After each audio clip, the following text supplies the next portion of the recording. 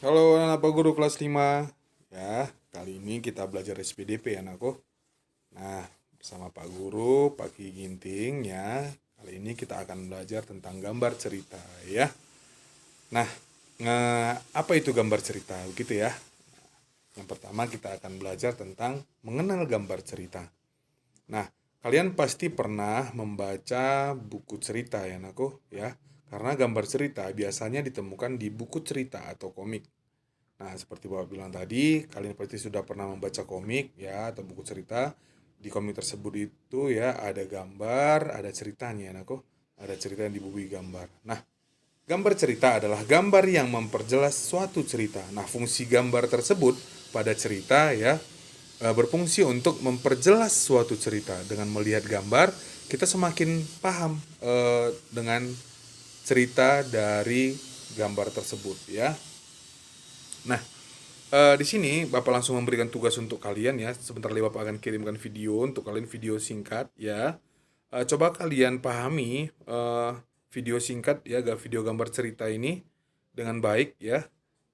Bapak minta kalian untuk menuliskan hal baik yang patut dicontoh dari video tersebut, dan yang kedua, hal yang tidak baik yang tidak patut dicontoh ya.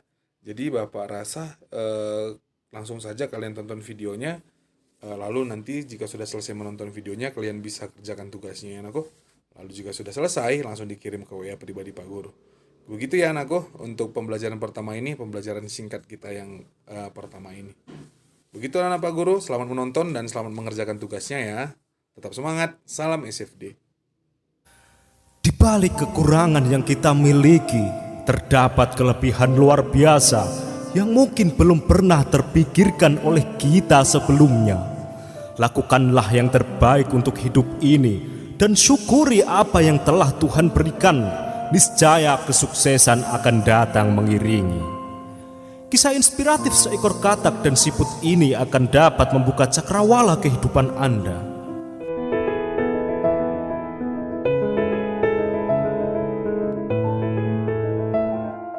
Alkisah, ada segerombolan siput yang sedang mencari makan di bawah pohon. Di tempat yang sama ada juga segerombol katak yang meloncat-loncat di pinggir sungai di antara semak belukar. Melihat sekumpulan siput di bawah pohon, beberapa ekor katak menghampirinya dan katak menyapa. Katak, "Hai siput, kalian lagi ngapain?" Siput yang lebih tua menjawab, "Kami lagi cari makan tak katak." Katak menyahut, "Oh, kirain lagi pada tiduran. Kok pada diam aja, gak gerak?" "Maaf bercanda, Bud." Siput kecil menjawab, "Katak, kamu enak banget ya, bisa loncat ke sana ke sini, sedangkan aku gak punya kaki. Boro-boro loncat-loncat, jalan pun aku lambat. Masih juga dibebani cangkangku yang sangat berat ini." Kemudian katak menjawab dengan entengnya, "Iya dong, aku bisa berlari dan meloncat dengan cepat ketika mengejar mangsa, dan bisa kesana kemari sesuka hatiku. Sedangkan kamu lemot, loading lama." Katak-katak itu pun menertawakan segerombolan siput. Para siput hanya tertunduk diam mendengar jawaban dan ejekan sang katak. Sambil kemudian mereka menuju ke arah siput yang lebih tua untuk minta penjelasan atas nasib kehidupan komunitas siput. Siput kecil berkata kepada siput tua, "Siput kecil, hai kakek siput, apakah kita hidup hanya ditakdirkan menjadi komunitas binatang yang lemah dan menyerah begitu saja ketika keadaan kita terancam?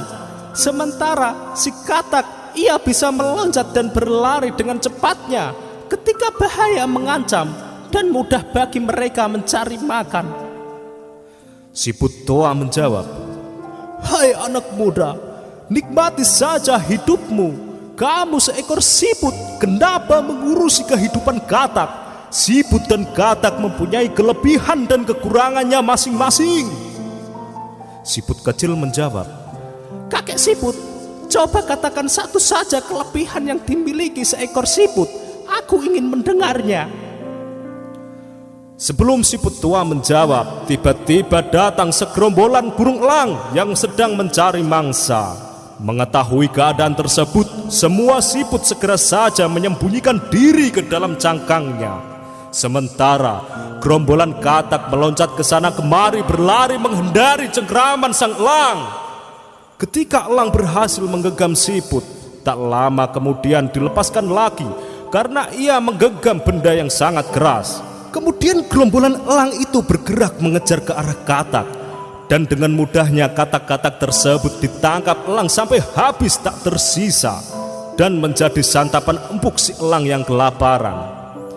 Setelah elang-elang itu pergi, siput-siput kecil mendatangi siput tua dan berkata, "Mungkin kamu benar, kakek siput. Bisakah kamu jelaskan atas kejadian yang baru saja terjadi?" Siput tua menjawab, "Anak muda, ketahuilah, terkadang kita lebih cenderung memandang kelemahan diri sendiri dan memandang kelebihan orang lain tanpa mengerti bahwa Tuhan menciptakan kita dengan kelebihan yang tidak dimiliki orang lain. Jika kita hanya memandang kelemahan diri kita sendiri, maka kelebihan-kelebihan yang dianugerahkan Tuhan tak akan nampak oleh kita." Siput kecil bertanya, "Oh, begitu. Terus bagaimana agar kita dapat melihat kelebihan yang kita miliki, kakek siput?" Siput tua menjawab, "Lakukanlah yang terbaik dari sesuatu yang kita bisa, bukan melakukan kehebatan yang orang lain lakukan. Percayalah bahwa Tuhan memberikan kelebihan di balik kelemahan yang ada pada diri kita." Siput kecil menjawab, "Oh, sekarang aku mengerti, kakek siput. Mungkin kita bisa menjadikan kelemahan atau kekurangan kita sebagai pemicu semangat kesuksesan kita. Apa benar begitu, kakek siput tua?" Siput tua menjawab, "Kamu cerdas, nak, dan kamu keren." Oke sobat, semoga kisah inspiratif tersebut dapat menginspirasi kita semua sehingga kehidupan kita dapat menjadi lebih baik.